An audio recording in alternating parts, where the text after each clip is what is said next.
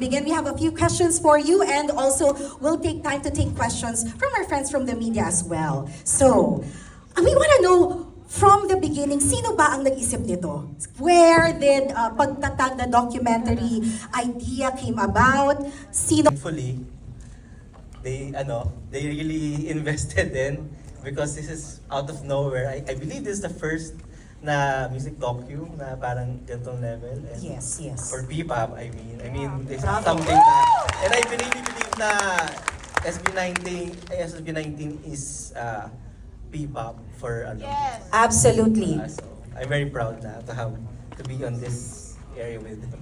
Grabe, Direct Jed.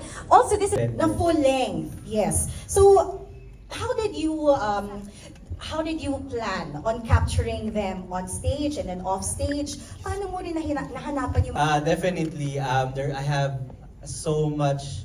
I have to thank so many people, because a lot of the clips na, especially yung mga really authentic na SB19 na very, at their environment, kuha yun ni Sayan eh. Like yung mga ganong kulitan. And among themselves, even kay Ja, mga shot ni Ja, and even like from the beginning, I was not there talaga, to be honest. So ako onward lang ako from I Want You onwards.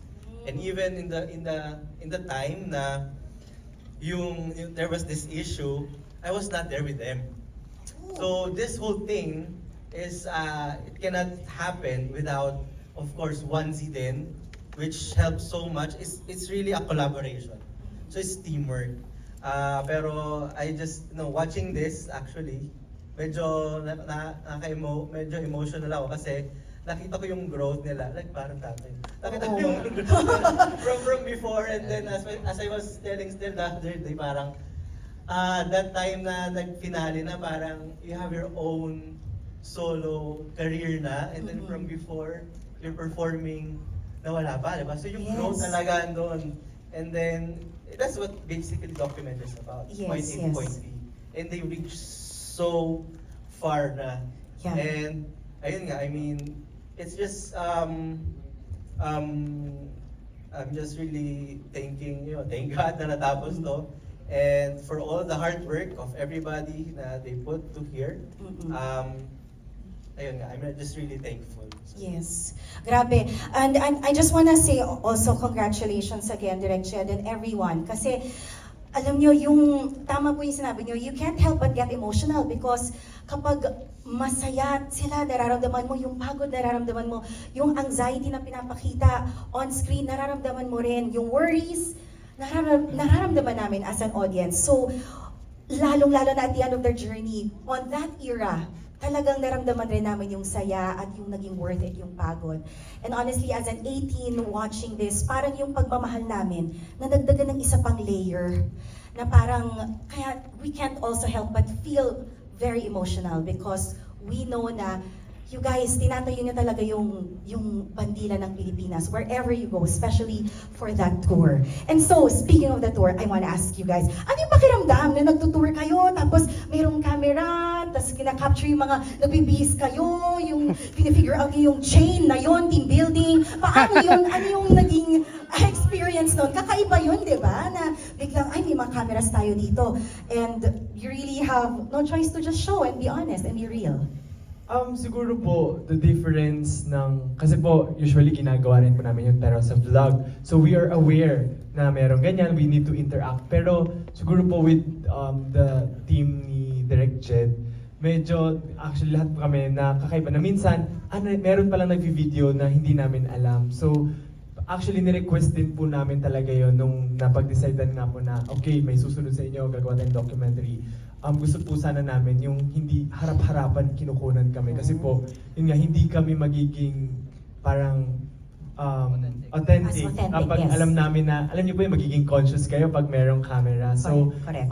kaya natutuwa po kami na dun sa some moments na yon, yung ibang moments na kunan, talagang hindi namin alam, may camera pala, nakatago sila sa gilid, ganyan po, and sumusunod lang talaga sila. So, ayun po, very thankful din kami na ganun yung kinalabasan. Yes.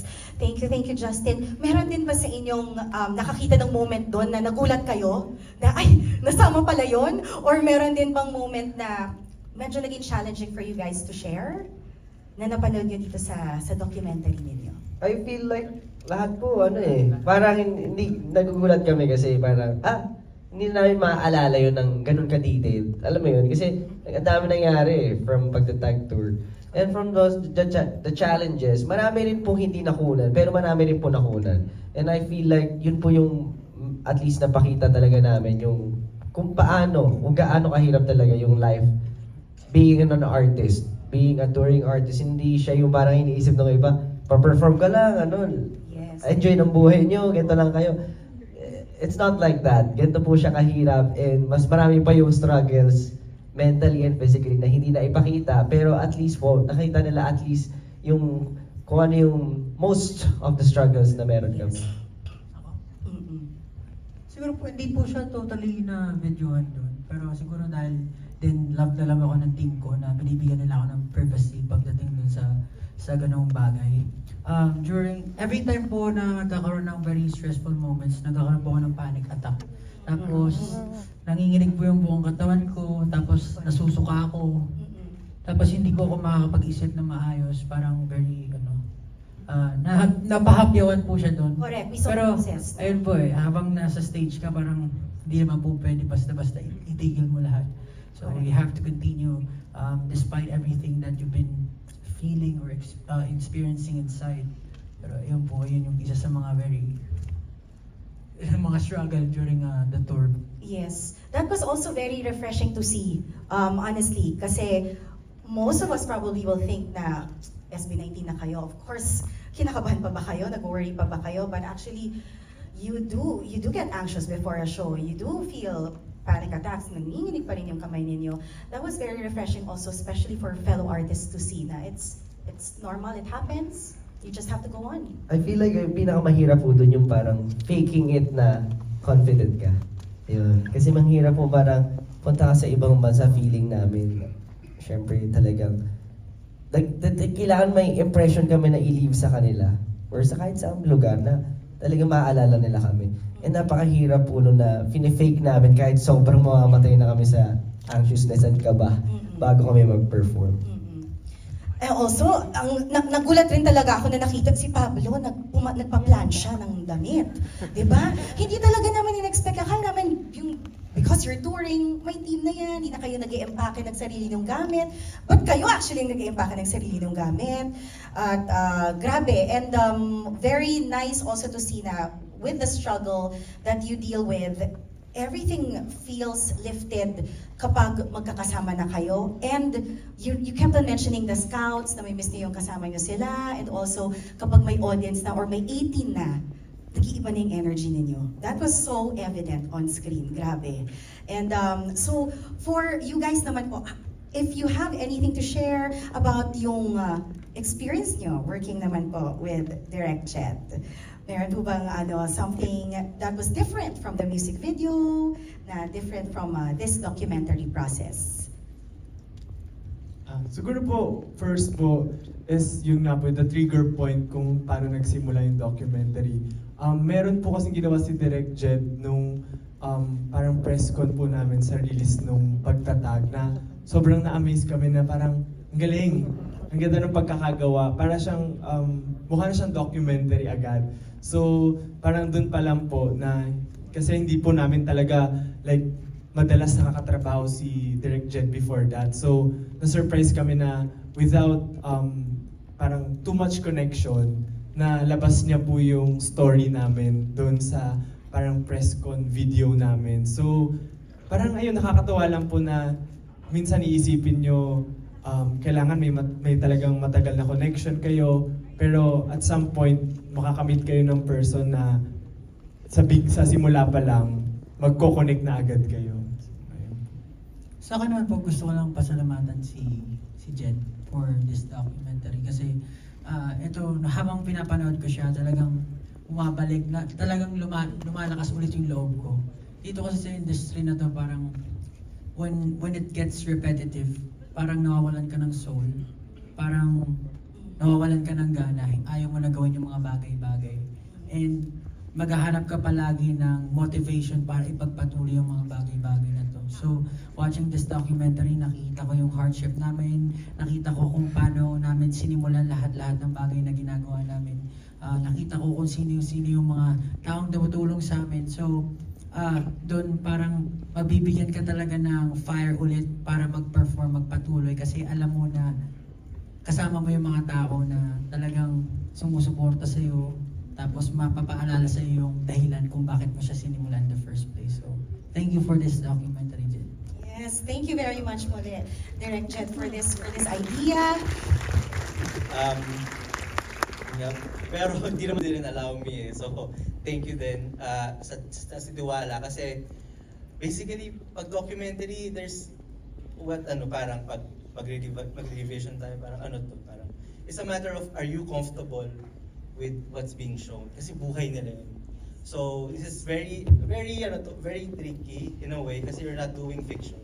It's all factual. Lahat to totoo.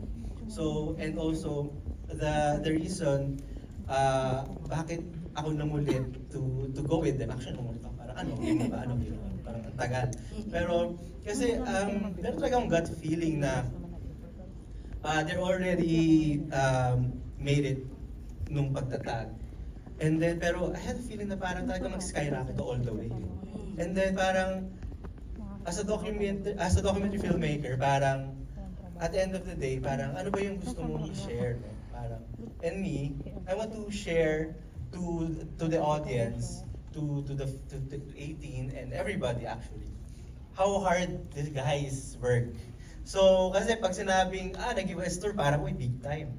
US tour, parang, okay, lahat yan, all the flashes, all the lights, lahat ng parang all positive, no? But you don't know really what happens behind the scene. Si Ken, gusto niya matulog, pero in-interview ko pa siya labas. So parang may ganung story kasi pero that's how it is eh. Like how we said, like etong run ng San Francisco to LA, show sila, todo lahat to, and then pagdating dun kaya si Justin parang sabi hard stop kasi pag hard stop, pupunta dapat sa hotel para may time pa para mag-impake ganyan. Sila kasi nagpupush ng sarili na ng mga luggage. And then after that, you have to ride a bus.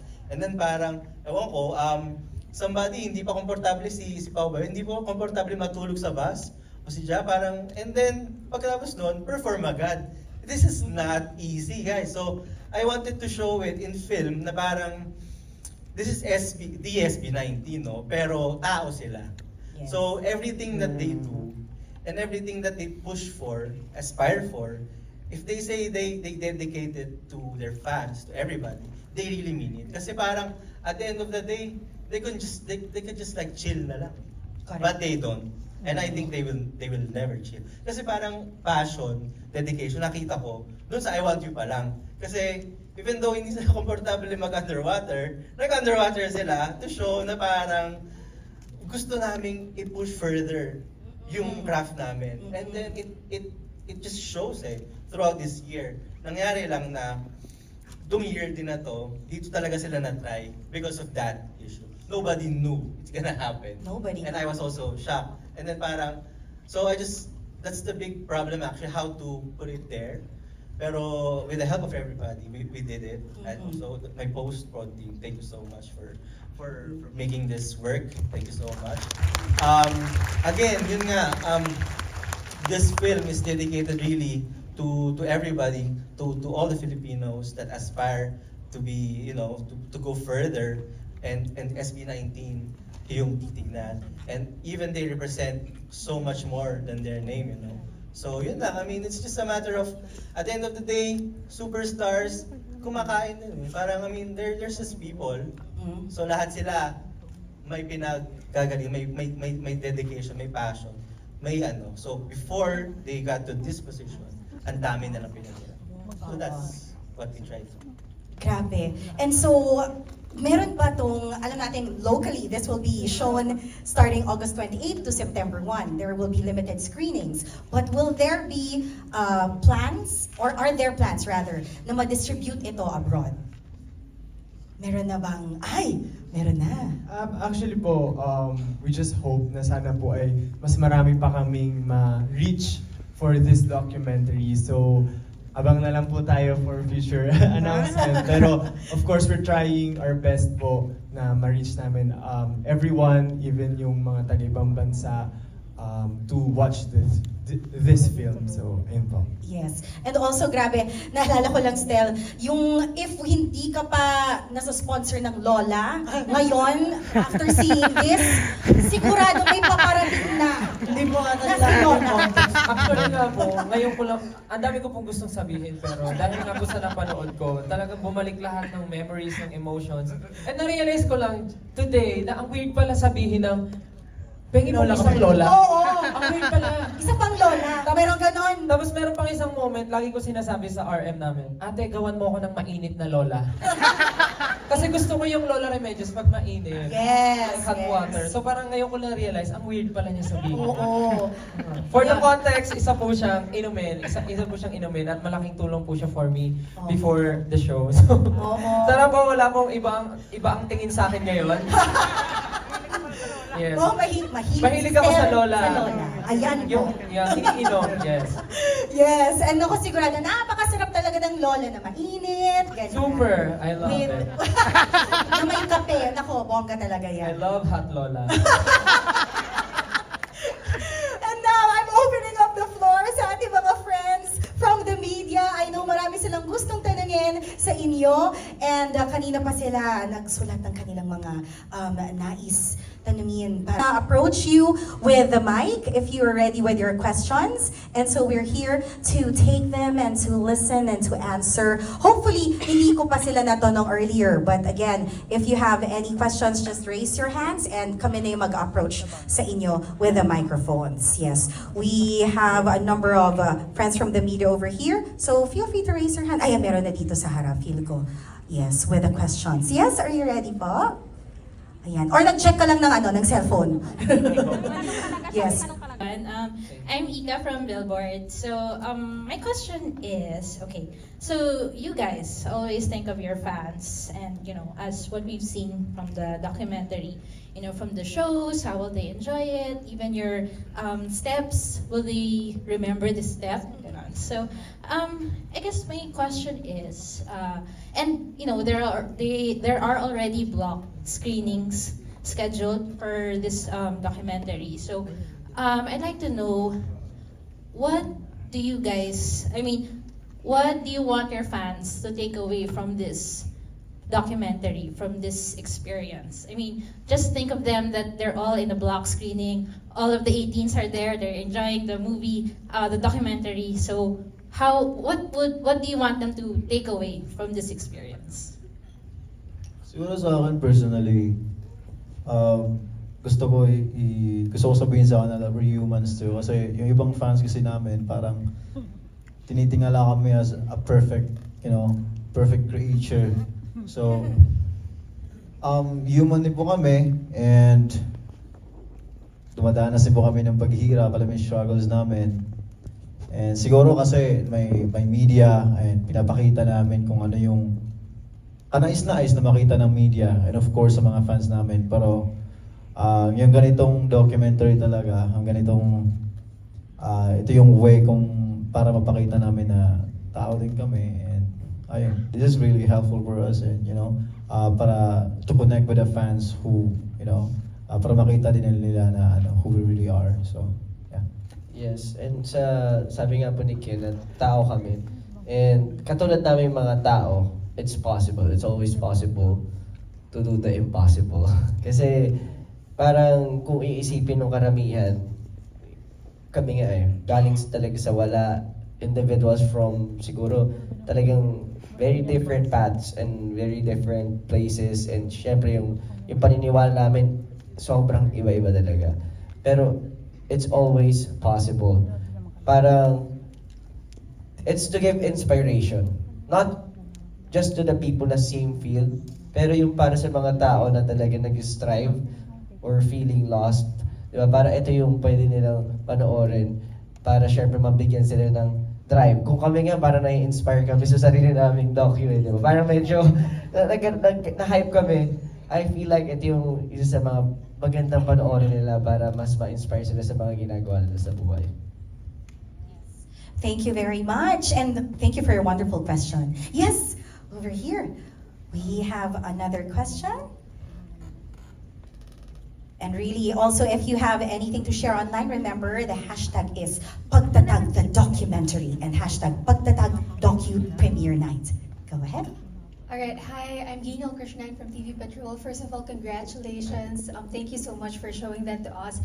But I think some of the questions were already asked about the documentary. So I'm just gonna ask about the award that you guys are getting on the 27th.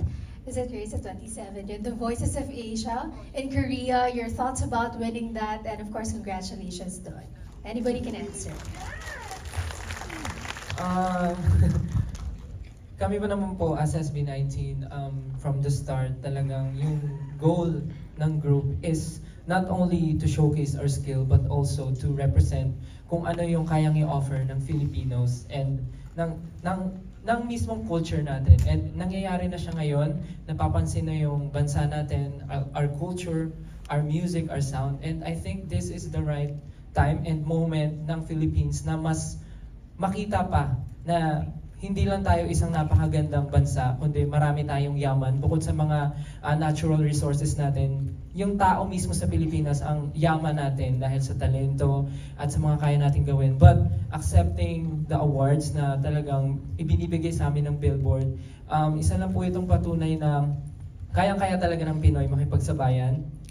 Talagang dapat lang suportahan, dapat lang magtulungan, and we're very blessed and thankful sa lahat talaga ng naniniwala sa amin. Of course, nandiyan na yung 18, but sa lahat ng taong nandiyan talaga our family and of course yung mga brands and our family onesie na nandiyan sa amin. Of course, hindi naman to para sa amin, para sa inyo to at sa lahat ng nandito sa atin, and of course to the whole Filipino music community, para sa inyong lahat po. So kaya maraming salamat po sa tiwala.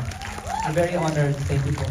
Thank you. I have one last question. Are we looking at new music or anything you guys are releasing towards the end of the year? I mean, malapit na mag-December. I think may regalo ba kayo para sa 18?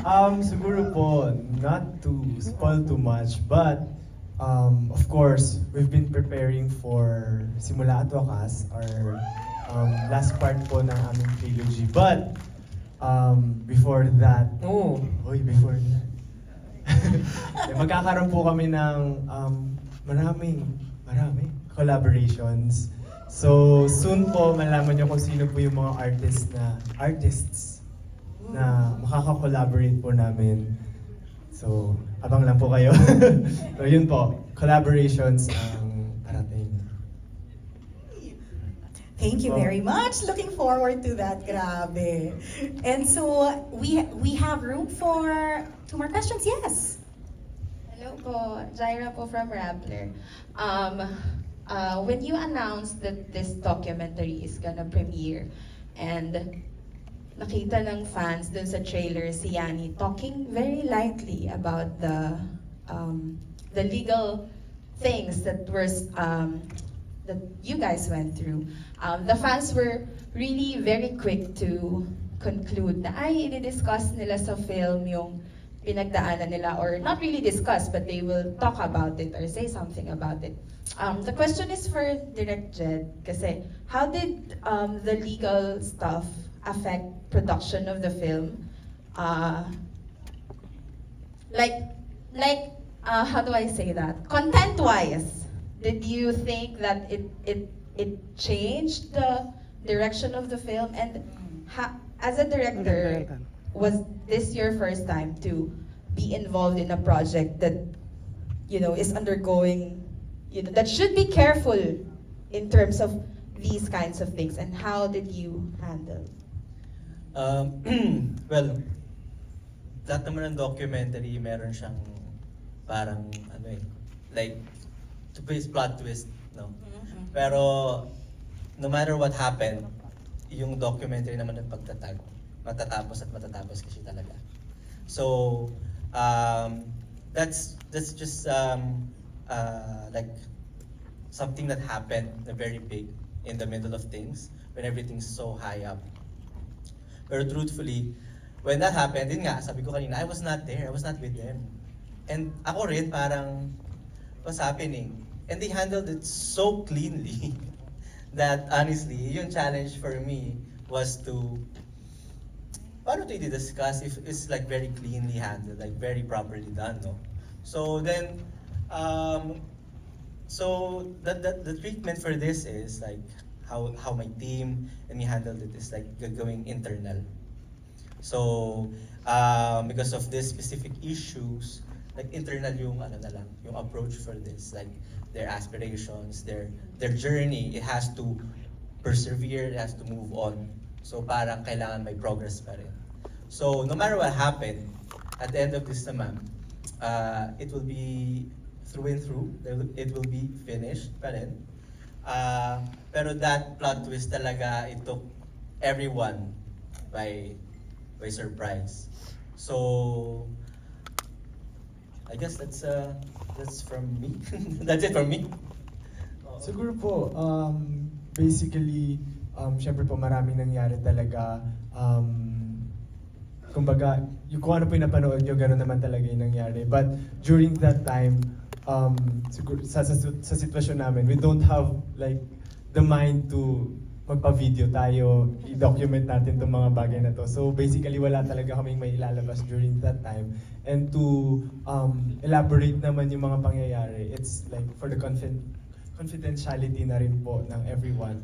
But for us, na syempre, I think na-present naman namin ng maayos yung the story of Pagtatag, even though not taking too much details dun po sa part na yon, kasi the important there is yung feelings po and yung importance nung pangyayari na yon on how the struggle happened, kung paano namin siya nasolusyonan. Ayun po. Yes, absolutely. Yes po. Does Pablo, do you have anything to add, Pablo? Galing. Okay na. And you know what? Grabe rin po talaga the conflict, the sinabi nyo, the plot twist was really quite a challenge. But even narrative-wise, story-wise, mas pinaganda pa niya yung era na yon. At talagang pagtatag na documentary, talagang mas tumatag talaga kayo after that one. Really unexpected, parang naging blessing in disguise, di ba? And so thank you very much for that wonderful question. And so, any other guests, of course? We're gonna give you the mic. Good evening, I'm Natalie from the Philippine Stars. So, first of all, congratulations, SB19. This documentary has all the elements of a must-watch. May drama, action, may comedy. So, I'm happy that you've really chosen for a theatrical release for the docu. Kasi maraming diretso na sa streaming eh. So, alam naman natin talaga nagsa-struggle yung theaters natin. So, I wonder anong decision, anong motivation doon? Well, for this kasi, what I wanted to show is really, you know, a long form. Parang something refreshing ba? Kasi these days, content is everything bite-sized, short, right now. So, pero ang discipline ko kasi, and what I've learned is, a story can develop and develop and develop. So you have to put time, sobrang daming patience to really close a story for full circle like this. And SB19 deserves something like this. Kasi pwede namang, okay, from kick-off hanggang US tapusin na natin yan. World tour tapos na, di ba? Pero, there's so much more. So, then nag-apply dun yung follow. So I really followed them and just really bet on this, like everything. Kasi parang, tuloy na to. Kasi parang, imagine like 2023, and then ngayon na-release, and then everything happening, and then I'm still filming, pero I cannot tell anybody na may ginagawa akong ganito. Hindi ko pwedeng pagmalaki na may just have to, you know, be really patient and really wait for this time na makita mo yung first film na ko and yung company ko na matapos ganito properly. So it's really patience, and you have to really like follow through. Kung ano ba yung nakita mo siya from the beginning. Like from the beginning, alam ko talaga susunod ko sila hanggang dulo eh. Parang sabi nila parang 80 hanggang dulo. Parang, hanggang dulo nga rin ako nagstay. And it's really a journey na I'm really happy and like really blessed, I think, because I got to know them so much more and everyone around them. Even si Direk Lorraine, finally nag-interview the last day after a year or so. So, ganun lang na-develop yung friendship and bond with them. Yeah, so I think you have to know what story you want to say, what you want to produce, and stick with it. Kasi ang daming easy way out. Pero you have to really push through, I think. Perhaps ano rin po Direk, yung parang it's also, and I know SB19 will agree with me na this is a testament to how really the experience has to be shared. Kasi if it goes straight to streaming, no, parang kayo-kayo lang, di ba? Ikaw lang. So now that really people are gonna go to the cinemas, and share this whole journey with their fellow 18, bring their friends. In fact, sa 18 mismo, sa Wednesday mismo, meron din akong mga tickets din for one of the cinema screenings because this really perhaps is best shared with other people. Diba po? Yes po. Yes po. Tama naman po yung sinabi niyo. Iba po kasi talaga yung cinema eh.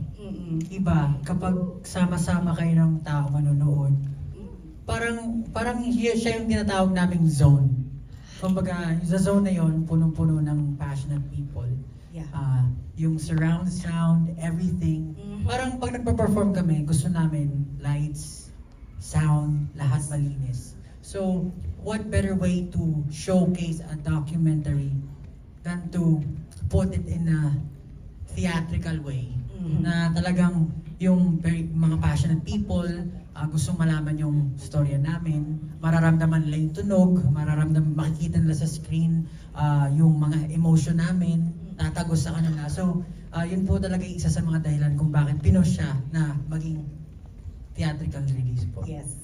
Thank you. Thank you for sharing that and thank you for that question. Really wonderful. And so, room for one last question? Over here. Yes. Yes, and then tayo. Yes. We're gonna go to you. Aabutin naman ng mic sa iyo. Ayan. Our last question of the night. Good evening. My name is Nelson Canlas from GMA Integrated News. I think everyone should watch this because ako, kahit na medyo matagal na ako sa industriya, marami ako natutunan sa inyo tonight. Ang ganda. Congratulations sa inyo. Salamat po. But you know, as an observer for the longest time, yung sinabi nyo na the next era, it's something exciting and scary for me. Kayo, kung kayo yung tatanungin, ano yung next era para sa inyo? Gusto ko lang po, I agree talaga with na sinabi niya. It's something exciting and scary.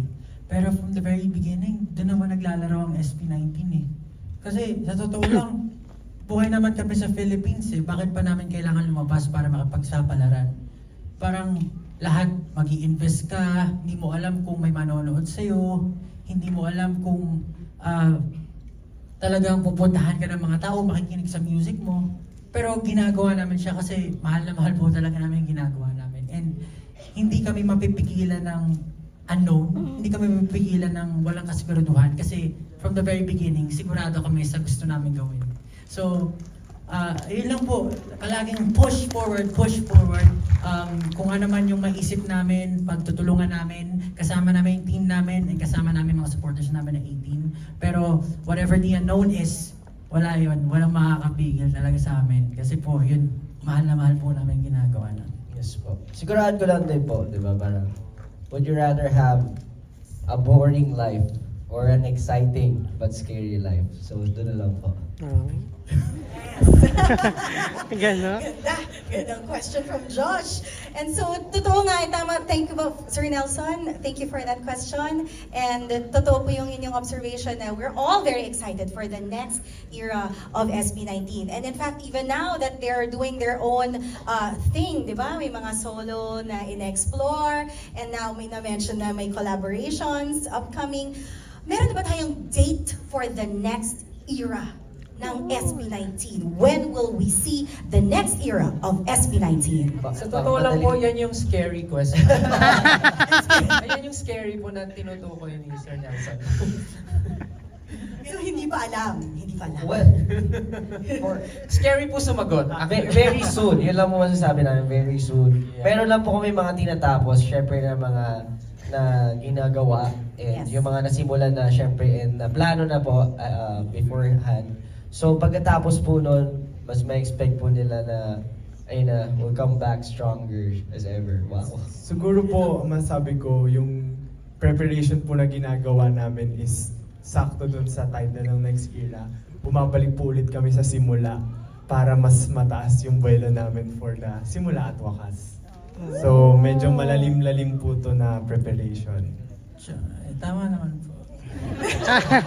Hindi, pero yun nga po, parang since this will be the last EP for the trilogy, talagang binibigyan namin ng time yung sarili namin para paghandaan.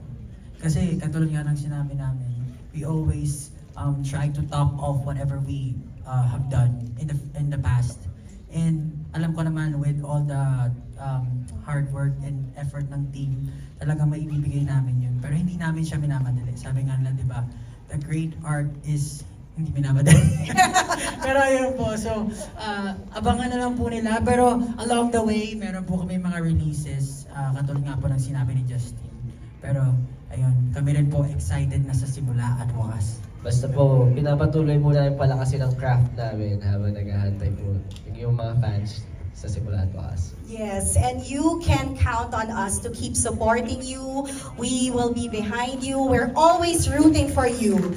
Grabe, at maraming salamat sa pagpapakita nito at sa paggawa nitong SB19 Pagtatag the documentary. Last words for our audience today. We feel free to invite them to watch and isa-isahin na rin po natin starting po from Direct Chet. Thank you guys for showing up. Kahit invited kayo. Please continue to support the movement that SB19 is making. You know, this is a movement, and I believe with this tool, film, it can also aid in the movement that we're trying to, beef up Filipino music, bebop, and everything in between, So, tangkilikin po natin ang sarili natin. Woo! Thank you very much, Direct Jen. And yes, Ken? Maraming salamat po sa effort ninyo na pagpunta dito and sa panonood ng documentary namin. It's our first documentary, and so parang kung ano yung mga pinakaunang bagay na nangyayari ay kumbaga napaka-memorable. So this one is very special to us. So thank you so much for being here, and I'm sure na itong moment na to special din sa amin to na kasama kayo manood ng documentary namin. So maraming salamat po. Thank you. Gusto ko lang din po pasalamatan yung mga tao na nakasama namin sa journey na to. Bali yung documentary po is not just about us. It is also for the people na nakasama namin sa buong pagtatag journey. Alam niyo naman po kung sino kayo, the staff, yung mga nakatrabaho namin before, production, mga directors, everyone, yung team namin, maraming salamat po sa inyo. Sana itong documentary is naging reminder din kung gaano kalaki yung naitulong nyo sa amin kung nasan kami ngayon. So, ayun po, maraming salamat sa inyo. Yes, Josh? Number 1. Ulitin. Number 1 sa tangulitin. Panonorin ko ulit.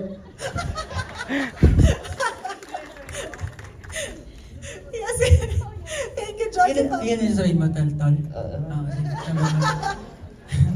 Siguro po, gusto ko sabihin, alam ko naman everyone went here to watch the documentary and story. Pero ultimately, ang gusto ko lang po sabihin, sana itong documentary na to, natapik kayo.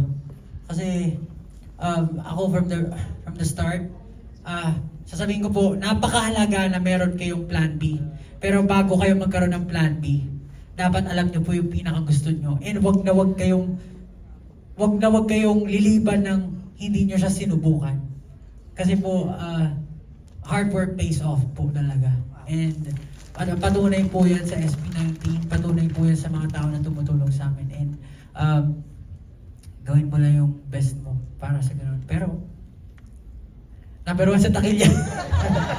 Uulit-ulitin. Pang-pamilya. And finally, Stel. Ang hirap pala pag last ka. Wala na akong maisip. But yeah, bago po lahat, gusto ko ulit pasalamatan lahat po ng tao nandito. Friends, family, artist friends na nandito. And brands, partners, team, lahat po ng mga naka-work namin before. Our media friends na nandito. Lahat ng mga kasama namin sa journey na as SB19, and sa lahat maraming salamat. Our music labels, maraming salamat po. Siguro one thing lang po na gusto kong sabihin na bukod po sa panoorin niyo to, and gusto ko lang po sabihin din na ito pong pinakita namin na experience namin sa buong pagtatag journey namin.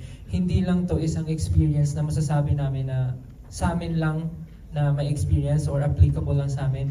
Dahil yung lahat po ng napagdaanan namin ay mapagdadaanan at mararanasan rin ng mga normal na tao. Dahil pare-pares na naman po tayong may mga pangarap sa buhay, and pare-pares lang po tayong may mga gustong gawin at pinangahawakan. And I'm sure na dumaan din tayo sa isang bagay or pagsubok na muntik na tayo sumuko. Pero sana pag napanood nyo to, maging isa po kami sa inspirasyon, or kung hindi man, makapulot man kayo ng isang mensahe or message na marami pang bagay ang pwede natin gawin hanggat naniniwala tayo sa sarili natin. So yun po yung gusto namin parating sa inyo. I know it's very cliche, but totoo siya na parang marami man taong hindi naniniwala sa atin, pero mas mahalaga pa rin yung mga taong nandyan para tulungan tayo at inaangat tayo. Sila yung dapat pakinggan natin at mahalin. So sana po panoorin niyo po Pagtatag the documentary, August 28 na po yan. Please bring your friends and families. Maraming salamat po, at sana na-inspire po namin yung lahat. Lola! Please try mainit na Lola. Maraming salamat, Stel. May pahabol si Direk Jed. Mahabol lang ako kasi parang first feature film ko pala, parang medyo kinakabahan ako. I forgot to thank my family who was with me here. Yeah. Lahat ng Aryan pamilya. and Alec, hello. My mom, Tito, all my family. And my team, First Light Studios. Yeah, thank you First Light. And konti lang tayo, nag-push natin. T6, for helping Joe, thank you.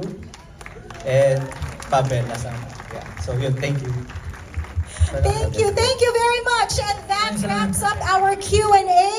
We'd like to invite dear Direk Jed and of course SB19 for a photo opportunity for everyone. At muli maraming salamat for giving us Pagtatag.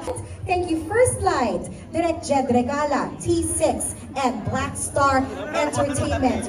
Of course, maraming salamat din sa ating sponsors and media partners, TM, Acer, McDonald's, and Pure Gold tonight. And so before we close the night, reminding everyone again to use the hashtag on all of your posts as we relive the Pagtatag experience all over again. So share this with your friends, your family, watch again. Manood tayo paulit-ulit para number 1 sa takilya talaga.